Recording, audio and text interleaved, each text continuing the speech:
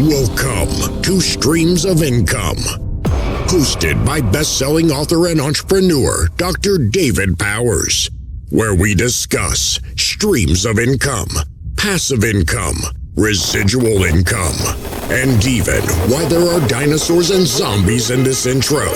Fasten your seatbelts and get ready to dive in. Hello, everybody. Welcome to the Streams of Income podcast. Thank you so much for tuning in. I'm glad you're here. I'm glad you are willing to give me some of your time to listen to either a business lesson or an interview with an amazing entrepreneur. So once again, thank you for listening to the Streams of Income podcast. I hope you enjoyed this episode. All right, folks, welcome. And I finally remembered to hit record before I started talking too much, because some of the best conversations happen before the record button. And so we're going to save that for the show, right? Isn't that the truth? So we're here with Patrick Engasser. Did I say the last name right? You nailed it, yeah. All right, Patrick Engasser, and this ought to be a pretty cool one. I've been looking forward to this. I was reading up on your stuff when they first pitched you to me to be on the podcast, and pretty neat story. So I tell you what, though, before we dig into the present, I always like to get you to do a little intro, but I like to hear about the early days, like early jobs, early things that you did for work, and that brought you to where you are now. Well, thanks for having me, David. It's an honor to be on. I really appreciate it, and I appreciate you introducing me to your amazing audience. So one of my favorite topics, income streams. So I'm really excited about this.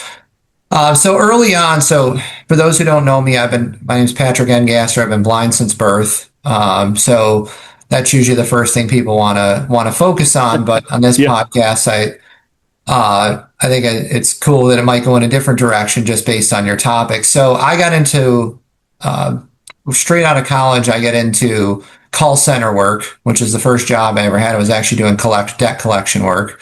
Oh boy, did you enjoy that? Nope. Not at all, which I'm really grateful for now. I was less so at the time, but I'm really grateful for now because it forced me into a totally different direction. If it had been something that I was just comfortably miserable with, which I know a lot of my friends were, and they're just like, yeah, I don't really like what I do, but I get paid pretty well, and if the work is okay, I guess. And a lot of them are still doing similar things to what they were doing back then, where I absolutely hated it. It's the only thing I've really done for money before or since. Even jobs I had when I was in high school or college, while I was putting my, making money to pay for tuition in college, working during the summer, working during the semesters. I always liked what I did to a point. This was the first thing I really didn't like, and it forced me to go in a totally different direction. So if that hadn't happened, I probably wouldn't have had my antennas up and my eyes, maybe not my eyes, but my ears open, listening for opportunities. And when an opportunity came to be self-employed and it had to be a 1099 outside sales rep for a Fortune 500 insurance company, I would have said no way, or I would have just completely ignored the opportunity. But because I met the former regional coordinator of that company at a gym when I was working out with a personal trainer, he switched his day for whatever reason. I think he had something going on. I'd never run into him at the gym before, but I did that day, and I was looking. So some of you know what I mean when I say that. I was open to opportunities, and that's lesson number one. If you want opportunities, you got to be aware of what's going on around you. At that time, I was hyper aware, which I wouldn't have been prior to that. And so I got into the insurance industry the way that most people get into it, which is falling, face first into it. And I'm grateful that happened, because that was my first introduction to ongoing residual income. Be able to build something that pays you multiple times for a single day's effort, which I was completely unaware of or unfamiliar with prior to that. And I fell in love with it very quickly. So it took a little bit of time before I got off the ground. I had my struggles in the first 2 years, but the first time I got paid for work I had done months before that made me go, wow, that was amazing. I got to do more of this. Wait a second. I got this. I still remember the day. It was for $277. I was on vacation in the Finger Lakes with my family. I'm originally from New York. I live in Destin, Florida now. I'm from Buffalo. But I was in the Finger Lakes on vacation on a fishing trip, camping fishing trip, and I went to check my account, and I realized my balance was off from what I thought it would be. And I went in and checked my deposits, and there was a deposit for $277. And I'm like, well, that's weird. And then I started going through and trying to figure out where it came from. And I realized that had come from a transaction, a sale I had made more than 7 months earlier than that on a trailer commission, which was, an ongoing monthly that started in. And then I realized that this was something that what people had been raving about, getting paid multiple times for a single day's effort. I'm like, wow, this is real. Like, this is actual real life. This can actually happen to someone Yeah. like me. And that was for me where kind of the excitement and I caught the bug of, I want to get paid while I sleep. Prior to that, that was a fantasy. I realized that was real, and it's something I've been working to continue to create systems for the last 15 years since that moment. Yeah, yeah, and so you mentioned systems. Like, how important are systems to success? To getting out of the regular mold that everybody else stays in.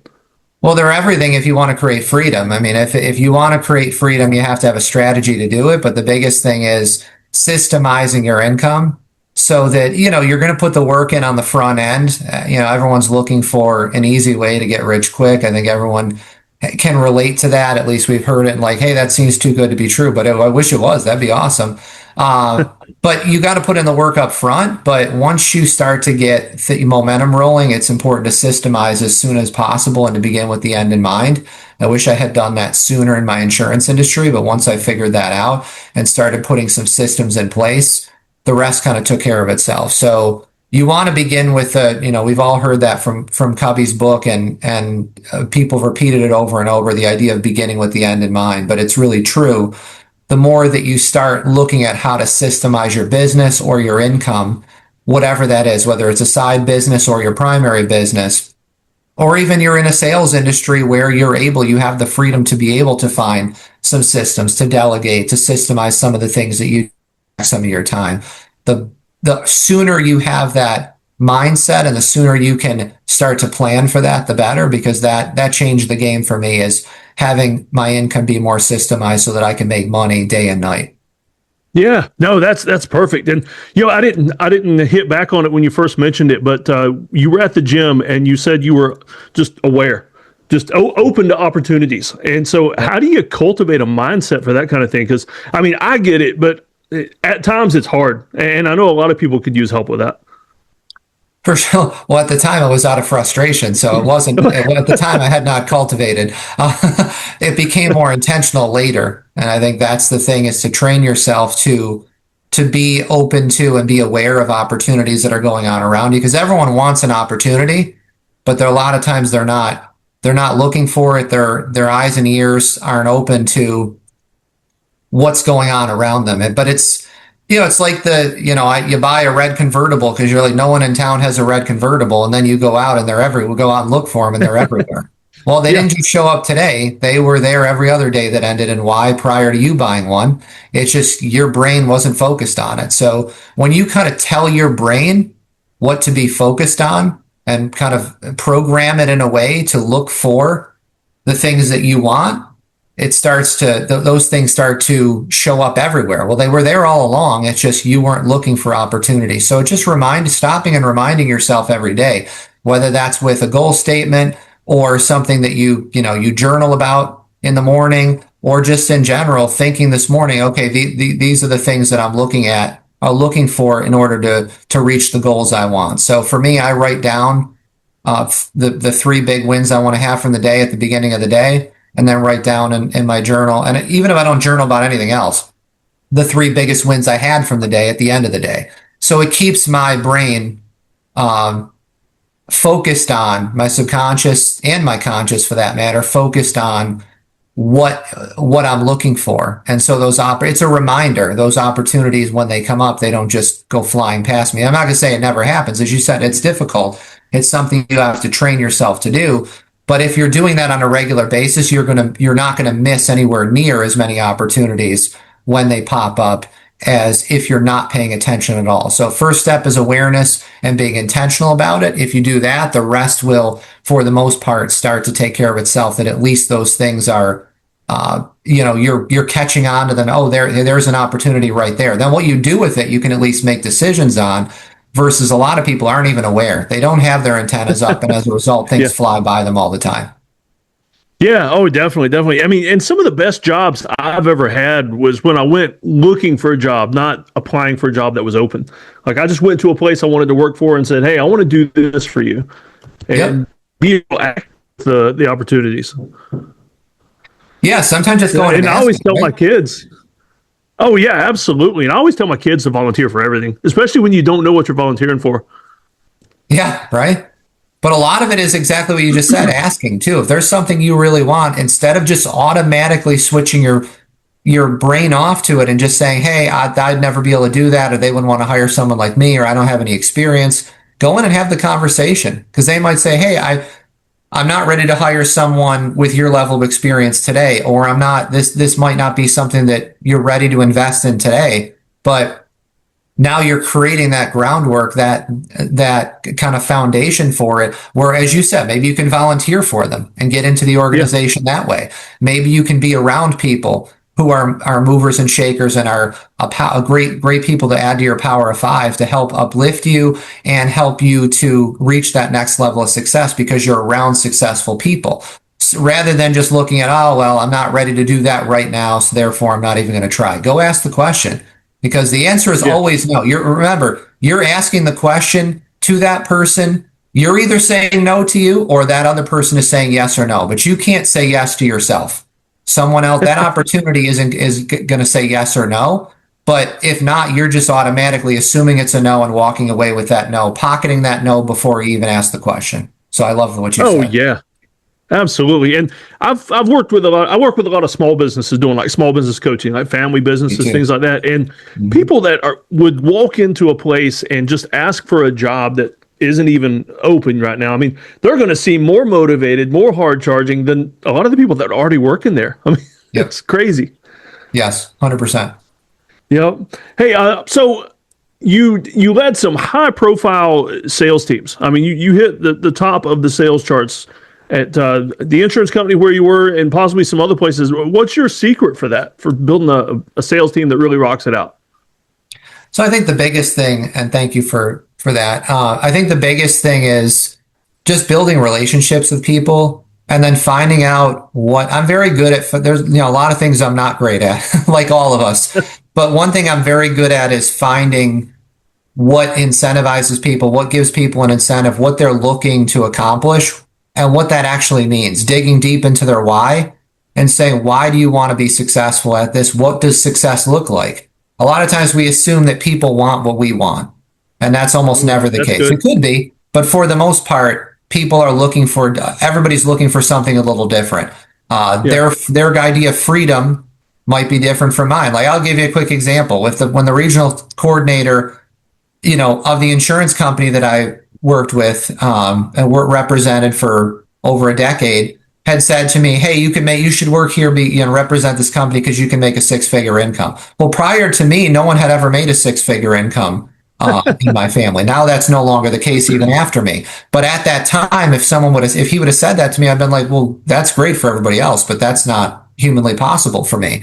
Like, I'm just a blind dude from Buffalo, New York. I want to be able to pay my bills, and I want to not get cussed out by 100 people a day on the phone in a collections cubicle. So, but he told me there's a lot of people here who make very good income, but the biggest thing is he really went through, and I had a lot of questions, but one of the things he touched on was, you can make your own schedule. Yes, you have to put in the work. If you don't produce, you don't make money.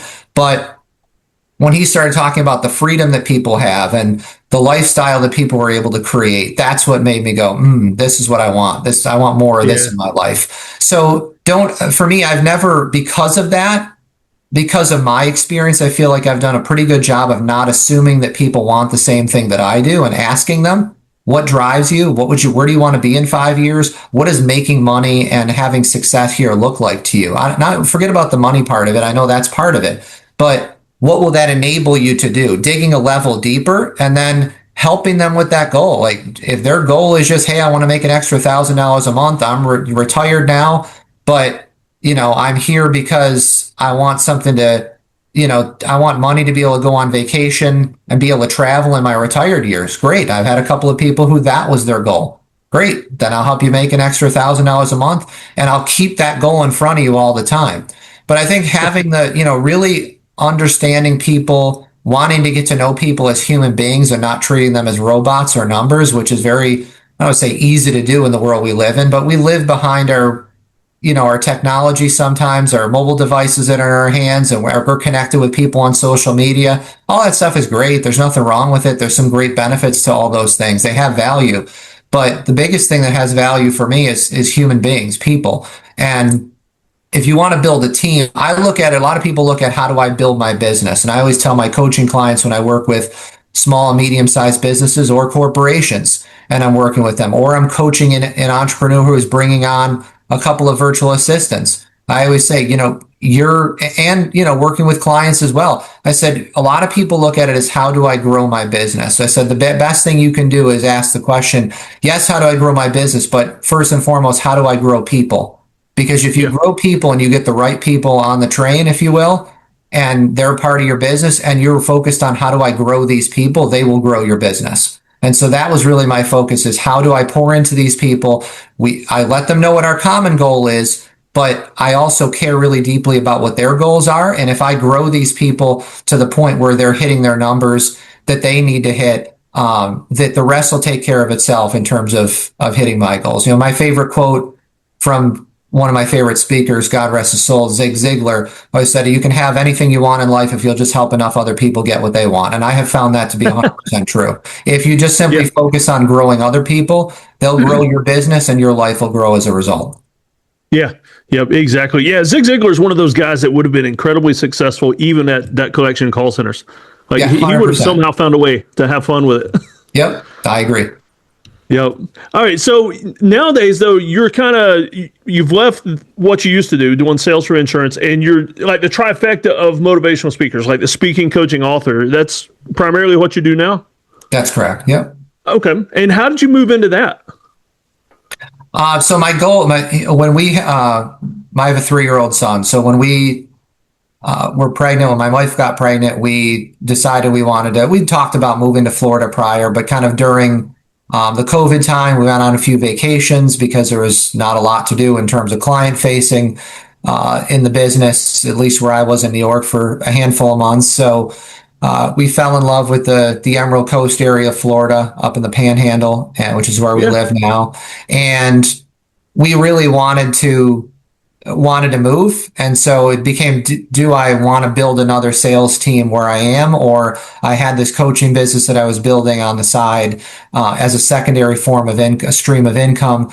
Or did I want to hire a coach and figure out exactly how to do this and market this in a big way to make this another primary stream of income? And then once that became reality, I wanted something that would free up my time and free me up in terms of mobility to be able to work from wherever, right? It's one of the reasons that we're likely going to be homeschooling our son so that any other future children we have, so that we can travel as often as we want. We're not tied to a specific area. And we homeschooled all 5 of ours. And there you go. When I would do speaking trips, I would take one kid with me on a speaking trip. And that way it's like alone time with dad. We'd hit battlefields and museums. And I love that. You're going to love that. Yeah, obviously I think the quality, if you're able to, and I understand every parent isn't, and maybe we'll get a year or two into it and say we're not able to either, but I've met many homeschool parents and children who've had that a similar amazing experience. So I think if you're able to do it, and it gives you that freedom to be able to build your business around your life instead of your life around your business. Most people live their life in the scraps of time left over because they're working 100 hours a week and they're tethered to this business, where if you build it the right way, beginning with the end in mind. And I really had that opportunity to do it right the second time because I messed it up a lot the first time. So I would say learn from my mistakes and really begin with the end in mind of what do you want your lifestyle, design your life the way you want. It's one of the things I help coaching members do, entrepreneurs who are very successful or even having early success if they're new in the business. But they're looking to create that freedom, and they're like, hey, I'm good at certain parts of this business, but I don't feel like it's creating the freedom I expected it to. I'm an owner, operator, founder, and I'm still doing everything. How do I systemize this baby to make this thing work so that I'm servicing my clients in a really great way? I'm creating that wow factor for them, but I'm also creating the life of freedom and opportunity that I want for myself and my family so that we can live a great life, the life that we design living. Like I'm blessed every day. Like, is my life perfect? Of course it's not. No one's is. I'm a human being, but walking on the beach in the mornings and doing the things I love to do with my family. Like right before this call, I had a quieter Thursday morning. My wife and I went out. We have a babysitter here. We went out and grabbed coffee at our favorite coffee shop, and then came back to jump on. I had a couple calls in the morning. So like I really do live that of building my business. And I don't ever want to be the coach who talks about, oh yeah, build your business around your life. And then I don't actually do that. I work 1,000 hours and I don't like what I do. I love what I do. And a big part of it is because it's able to feed the dreams that I have and that my family has. So I think a lot of it is really that of looking for what it is that you want out of life. And then really using, creating an income stream or multiple streams that will give you that freedom to be able to do that. A lot of people believe that's not possible, but as I said, if the blind guy from Buffalo, New York can figure it out and can do it, you can do it too. Hence the name of my title of my book. If I can do it, you can do it. So that's really how I came to get into this industry, and that came to be. And then I systemized my insurance business. A lot of that happened when my son was going to be born, when we found out that was happening, and we were super excited about that. It was, now I have to systemize this so I can take some time away from this business. And in doing so, it enabled me to put together a plan of action to turn that business over to a good friend of mine, so that they could continue to generate income. They would get a much bigger piece of the income than I would, but that business would continue to create an income stream for me for many years to come, and create that stability, and then move on and continue working on these other income streams. So that's really how it happened. Yeah, that's pretty cool. And you mentioned your book, so let me mention it again. So it's If I Can Do It, You Can Do It, and I guess obviously available on Amazon or from your website. Yes, sir. And the website, so I don't forget, patrickengasser.com. Yep, and Engasser is ENGA, 2 S's like Sam, ERN Gasser, patrickengasser.com. Yep. All right. And if you're listening to this, I'll put it in the show notes, but if you happen to be in the car, you can always click on that later. And I don't want you doing that while you're driving, but I do want you listening to the show and checking out his website. And so people can also book you for speaking engagements and things from there too, I assume.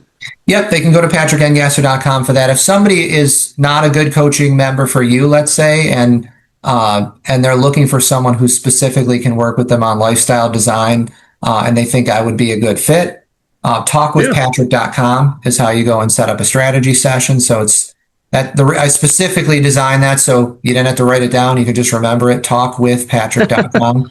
And you go right on and you can book a strategy session. And, I know you do a lot of coaching. You're obviously great at what you do. I've, followed your work, but if someone might be a fit for me specifically because of what I do in terms of lifestyle design, if that's something that's important to them, then I'd be happy to have a conversation with them. But you can go to patrickengasser.com, book me for speaking, if you do looking for a corporate speaker, or you're an event coordinator looking for a speaker. I do most of my talks are on motivation, overcoming challenges, obviously as someone who's a blind entrepreneur and sales professional, overcoming challenges, leadership. So the subtitle of my book, Inspiration for Eliminating Excuses, Overcoming Challenges, and Succeeding in Business and Life. A lot of that was designed specifically for speaking because those are the topics a lot of event coordinators and HR departments are bringing people in to speak for. And I love doing it. I love sharing that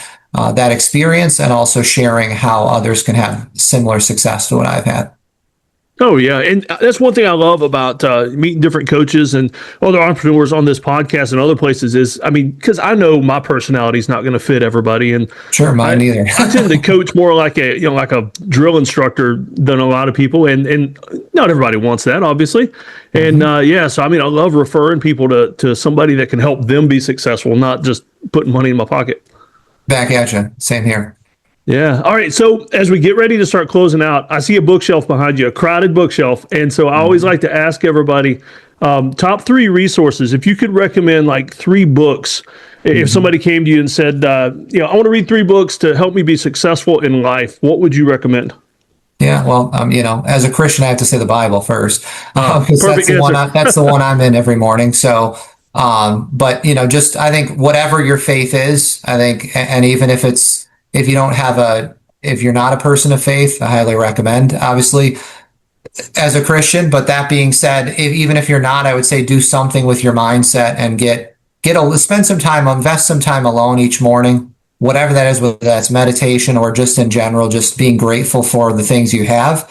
Your life looks a whole lot different when you wake up in the morning and the first lens you look through is one of gratitude. Everything changes when you start to look at it that way. It's very difficult to think of 10 things you're grateful for first thing in the morning, even if it's just 5 minutes of silence, and then being really miserable after that. Trust me, it can happen some days, but it's harder. Let's put it that way. Second, I would say one of my favorite books, 10X is easier than 2X.